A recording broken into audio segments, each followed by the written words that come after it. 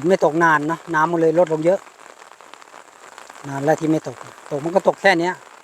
ไม่พอจะมีน้ำเลยต้นกาหมูฝนลิ่นเนาะไข่ละมั่งมือนี้ก็เริ่มตกทั้งวันละมือนี่สิแห้งกว่านี้ไปจักแล้ว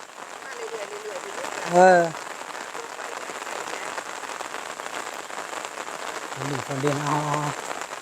ลุยต่อค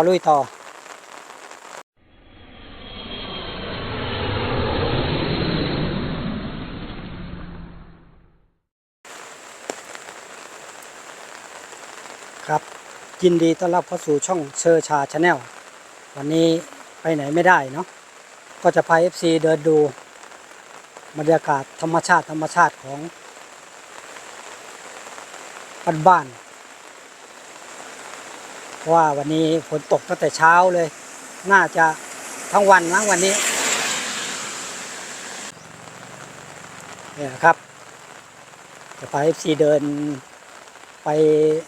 ถนนฝั่งทางเหนือของบ้านเนาะอันนี้ก็จะไปทั้งบ้านคอน้อยคอใหญ่นะแล้วก็จะพา FC เดินลงไปทุ่งนาดูบรรยากาศแบบฝนลินนะน่าจะลินทั้งวันอย่างนี้แหละนะบรรยากาศวันนี้ก็ดูครึ้มเนี่ยครับท้องฟ้าครึ้มแต่เช้าเลยมีฝนก็ลินมาก็ใกล้ๆประมาณ8 โมงกว่าๆนะฝนมันลินมาเนี่ยเลยจะพา FC เดินดูเนาะว่าบรรยากาศจะเป็นยังไงนะครับจะไปที่อื่นก็ไปไม่ได้เพราะติดฝนอย่างเงี้ยไปลำบากก็เลยจะพา FC เดินดูนี่แหละบรรยากาศฝนลินนี่แหละถ้าจะนอนก็นอนไม่หลับแล้วแหละเพราะนอนทั้งคืนแล้วเมื่อคืนนี้นะครับตามท้องไร่ท้องนานะ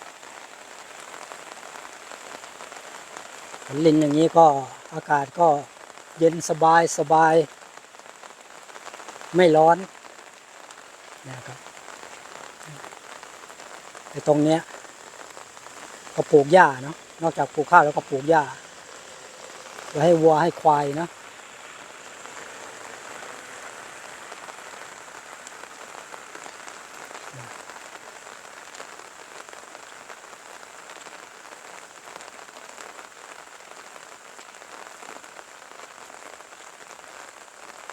ฝนตกลินดูท่าทางแล้วน่าจะทั้งวันแล้วแหละ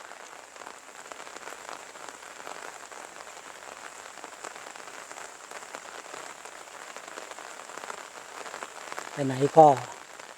ไปลำบากเมื่อฝนตกอย่างเงี้ยนะครับตามท้องไร่ท้องนาก็เป็นประเภทนี้แหละฝนตกจากนี้ก็ดีอีกอย่างมันไม่ร้อนเนาะมันไม่ร้อนแต่ว่าก็เดินทางลำบาก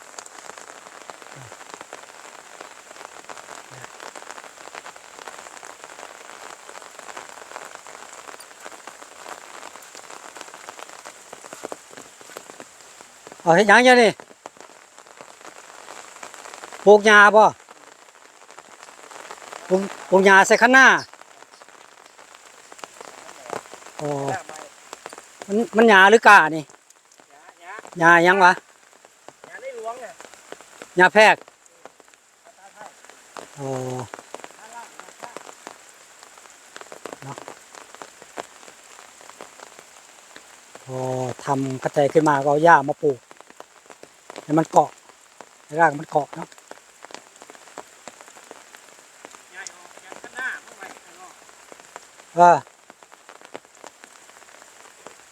หญ้าแพรกหญ้าแพรกหรือแพรกหญ้าแพรกเนาะหญ้าแพรก เรียกแบบคนอีสานก็หญ้าแผกจะอยู่เนาะกันเนาะกันน้ำกันมันเซาะเนาะว่าหญ้านี้มันรากมันจะลึกหญ้ามันจะเกาะกันเยอะนะไปเราก็เดินกันต่อเนาะไม่ใส่ก็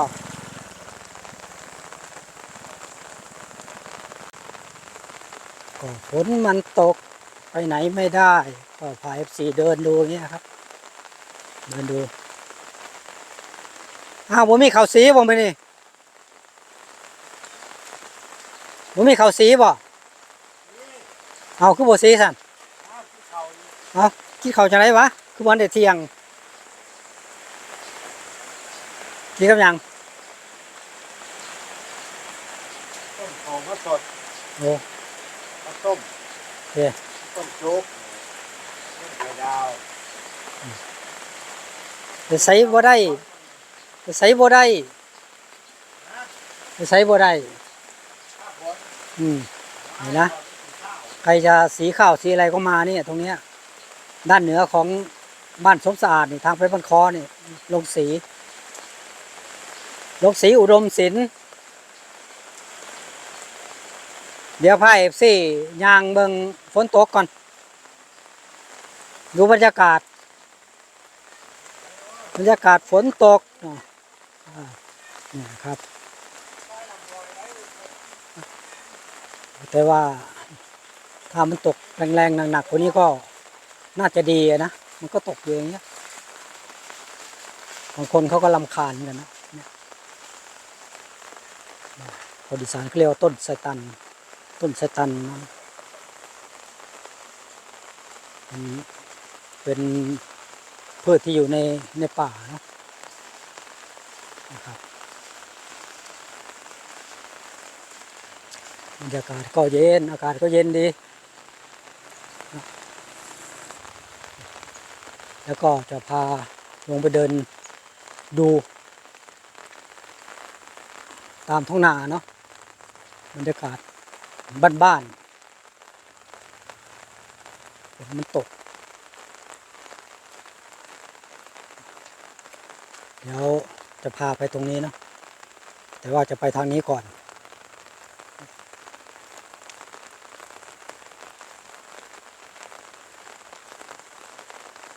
พาดูบรรยากาศฝนตก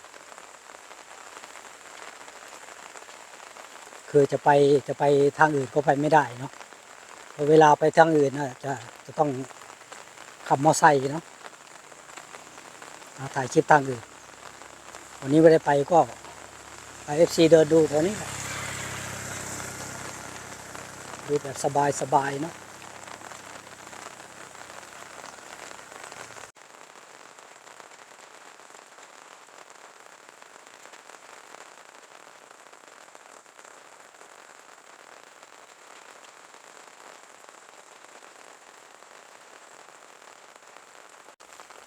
นี่เนาะ3 ใบเถาต้นตาล3 ใบเถาเนาะ3 พี่น้อง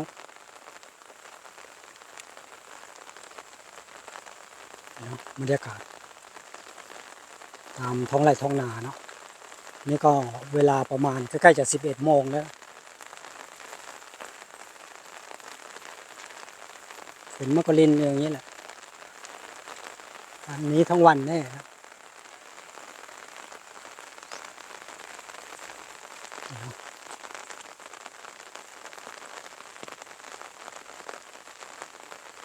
ว่ามันครึ้มมาแต่เมื่อวานเนี่ยนะเมื่อวานเนี่ยตื่นเช้ามาเนี่ยมันก็อย่างนี้แหละครึ้มอย่างนี้ตลอด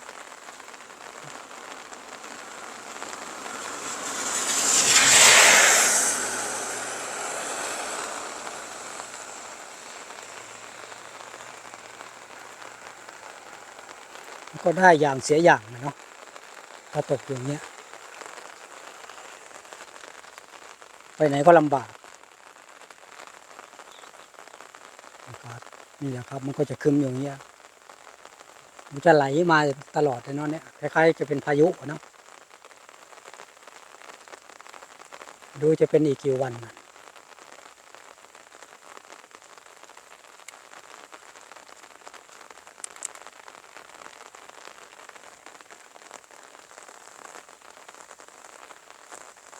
ตามถนนหนทางเนาะ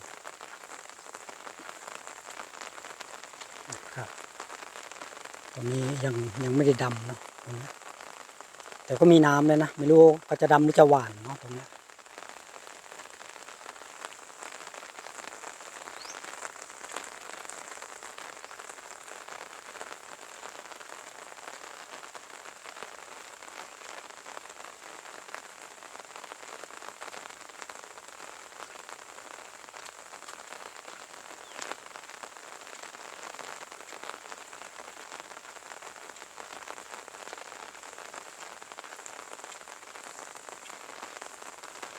อันนี้ก็จะเป็นห้วยเนาะห้วยล่องชัน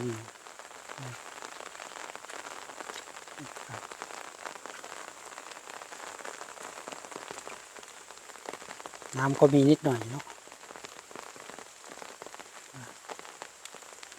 น้ำก็มีไม่เยอะยังไม่เยอะ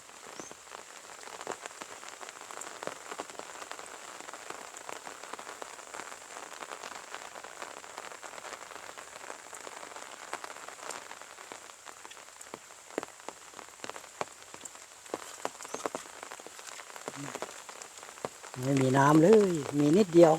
เนาะแค่เนี้ย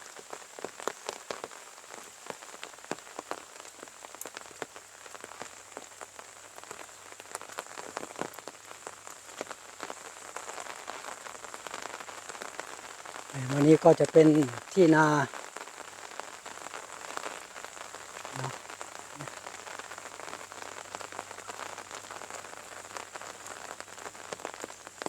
นี่เป็นนาหวานเนาะ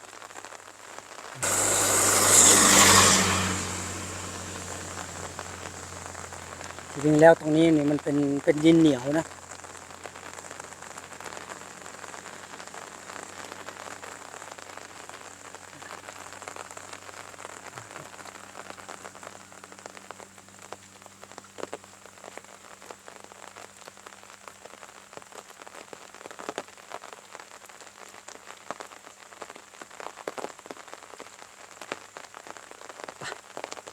ทีนี้เราก็จะกลับเนาะFC เดินมาถึงนี่พอนะจะพา FC ลงไปต่อที่ทุ่งนาเนาะดูบรรยากาศกลางทุ่งนาอย่างเนี้ยจะพา FC เดินมาฝั่งนี้เนาะดูแล้วจะพาเดินลงไปกลางทุ่งนาดูบรรยากาศแบบธรรมชาติเนาะ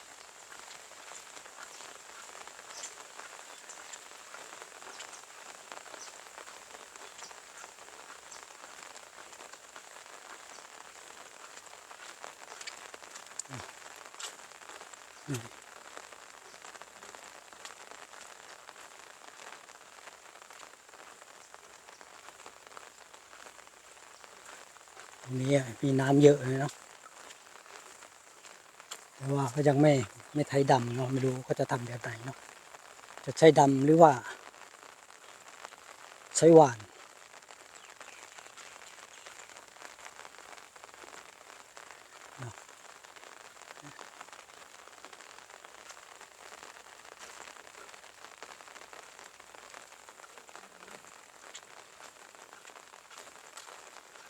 บรรยากาศนี้น่านอนจริงๆเลย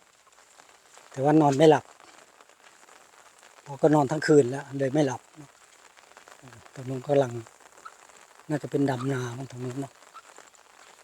ตรงนู้น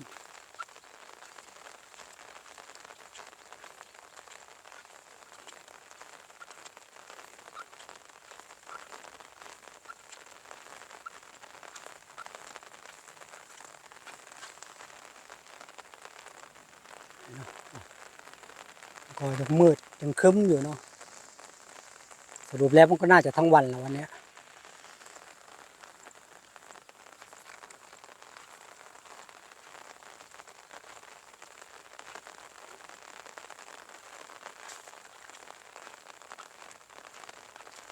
ไป FC เดินไปทางนี้เนาะ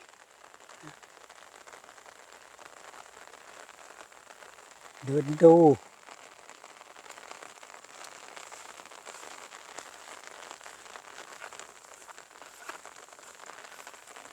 มีแต่หญ้าเนาะ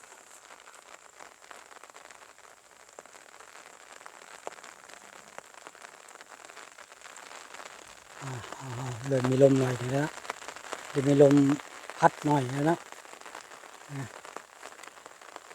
นี่ยังเหลืองๆอยู่เนาะเขายังไม่ใส่ปุ๋ยเนาะเพราะว่าต้องรอฝนต้องตัดใบก่อนว่าใบยังไม่ตัดเพราะไม่มีน้ำต้องรอให้น้ำมันขังเยอะก่อนแล้วค่อยตัดใบเนาะแต่ที่เหลืองๆอ่ะเป็นดอกไม่ใช่ข้าวนะเป็นหญ้าที่เหลืองๆเป็นหญ้าเนาะดูแล้วมันจะได้เกี่ยวหรือเปล่านะแต่ที่เขาทำเขาบอกว่าเดี๋ยวน้ำมาพอน้ำมันเยอะแล้วก็ตัดใบนี่ก็ข้าวมันก็จะขึ้นอะไรเงี้ยใส่ปุ๋ยเราไม่เคยทำเราก็ไม่รู้หรอกนะ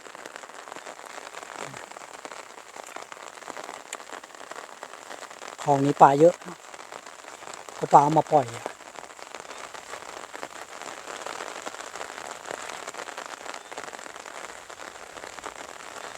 เริ่มมีลมแล้วนะเริ่มมีลมแล้ว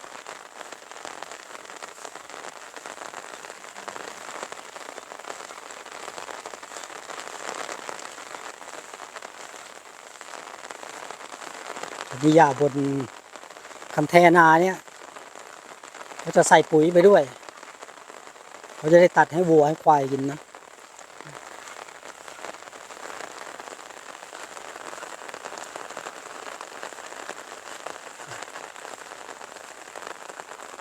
เม็ดฝนเนาะดูฝนตกอากาศเย็นๆมีลมนิดหน่อยนะช่วงนี้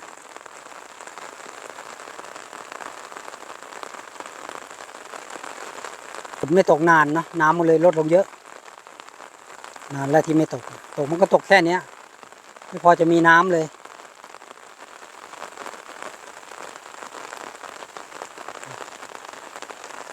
นี่นะครับบรรยากาศวันฝนตกฝนลินนะ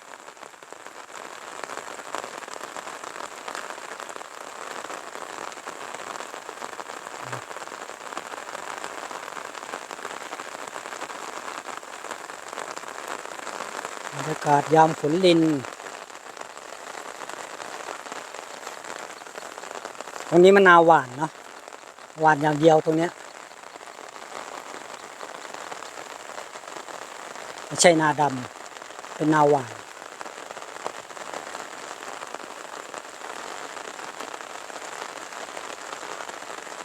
ที่เป็นดอกเหลืองๆเยอะๆหญ้าทั้งนั้น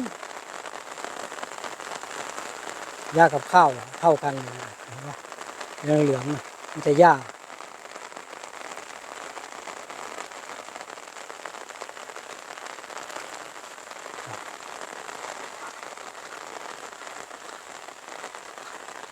นี่ก็สวยๆเนาะ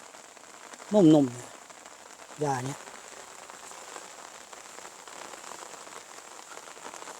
จะเอาไว้ตัดไว้ให้วัวให้ควายนะนุ่มๆพอเดินไปเนี่ยมันก็ถอนก้าอยู่ฝั่งนู้น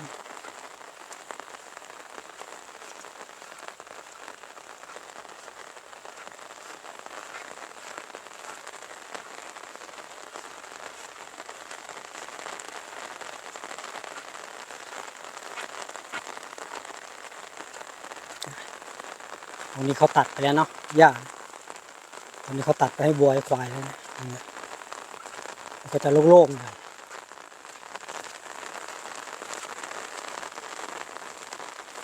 แล้วก็เขาจะเอาปุ๋ยมาหว่าน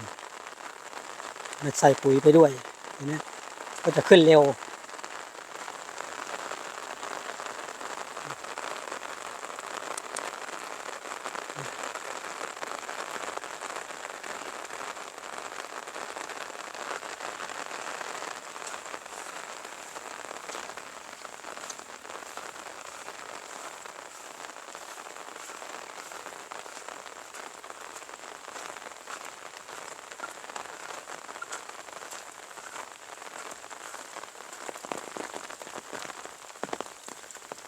มันน่าจะตกให้หนักๆกว่านี้หน่อยนี่มันก็ตกอยู่แค่เนี้ยเดี๋ยวก็หยุดแล้วเดี๋ยวก็ตกใหม่อย่างเงี้ยทั้งวันเนาะกำลังถอนก้าอยู่เป็นนาดำเนาะ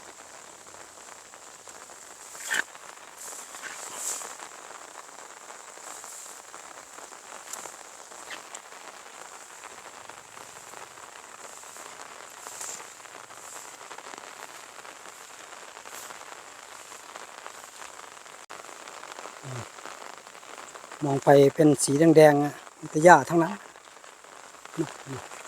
นู้นต้องรอตัดใบพอตัดใบแล้วมันก็จะหญ้ามันก็จะตายเนาะเพราะว่ามีน้ำต้องรอน้ำก่อนหญ้ามันก็จะตาย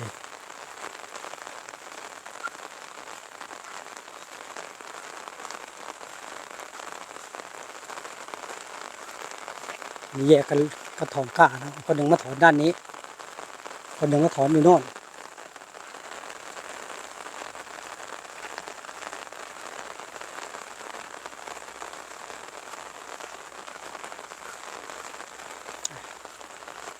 บรรยากาศตามท้องไร่ท้องนาเนาะ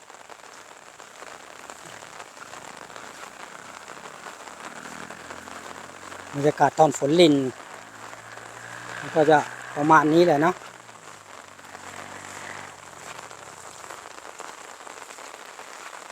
เดินไปเดินมาชักง่วงแล้วเพราะอากาศมันดีอากาศมันเย็นสบายดี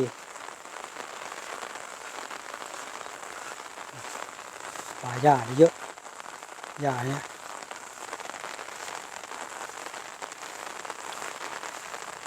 เอาคือแยกกันถอนก้าฮะมันก้าแล้วคนละแบบบ่เด้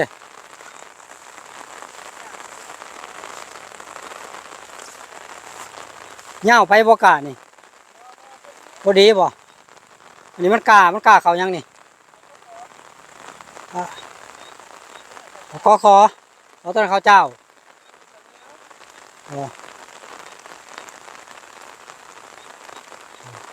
อันนี้ข้าวเหนียวนั่นข้าวเจ้าตรงนี้มันกาเตรียมลงมือเป็นฟอลลินแน่ถอนไว้ล่อเลยเนาะอ๋อถอดก้า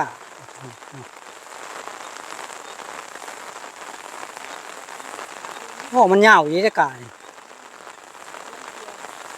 โบบังเลยที่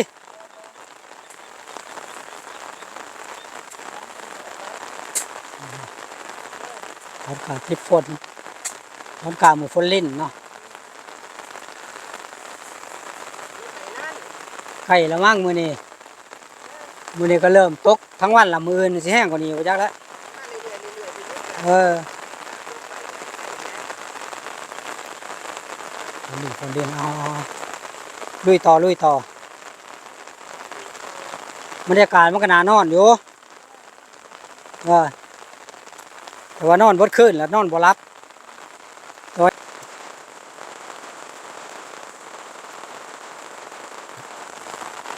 หญ้าต้นหญ้านี่ก็สูงเลย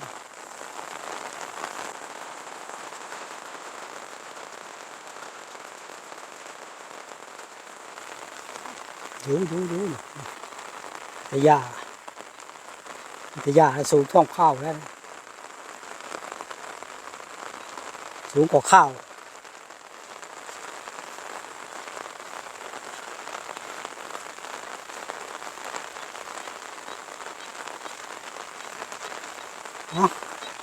ข้าวเจ้าอีดำให้ได้ข้าวเจ้านี่อีดำใครได้ข้าวเจ้าเทิงมันข้าวเหนียวคอได้สะฮะลกขายหน่อยมีการสื่อว่าจะนี่เด้หรือว่าสิลกดำแถวนี่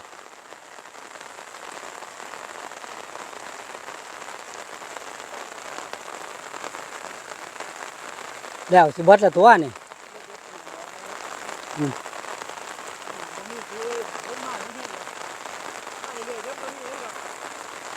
แห้งเลยเลยมีน้ำเลยนี่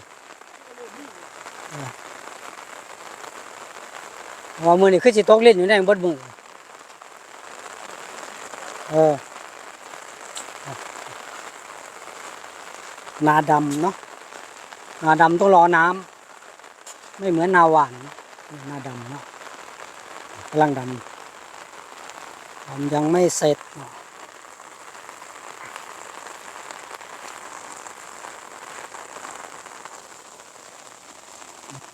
นี่ก็รอแต่ฝนแล้วนะน้ำเยอะก็จะได้ดำต่อนะ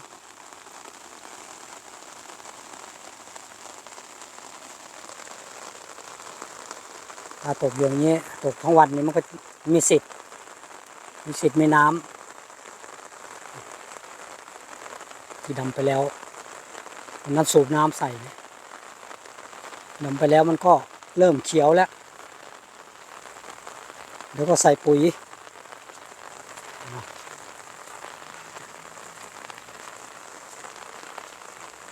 นี่ครับ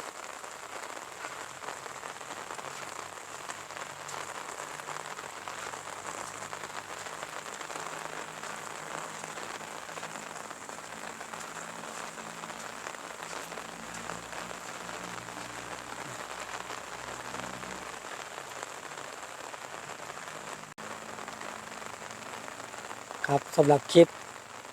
เดินดูธรรมชาติในวันฝนลินนะก็จะมาขอปิดคลิปไว้ตรงนี้อย่าลืมเข้าไปกด Subscribe กดไลค์กดแชร์ด้วยนะครับเพื่อเป็นกำลังใจให้ได้ทำคลิปใหม่ๆ AFC ได้ดูแล้วก็อย่าลืมเข้าไปกดกระดิ่งแจ้งเตือนไว้นะครับจะได้ไม่พลาดคลิปใหม่ๆสำหรับคลิปนี้มาดูบรรยากาศฝนลินก็จะมาขอปิดคลิปไว้ตรงนี้คลิปหน้าคอยเจอกันใหม่สวัสดีครับ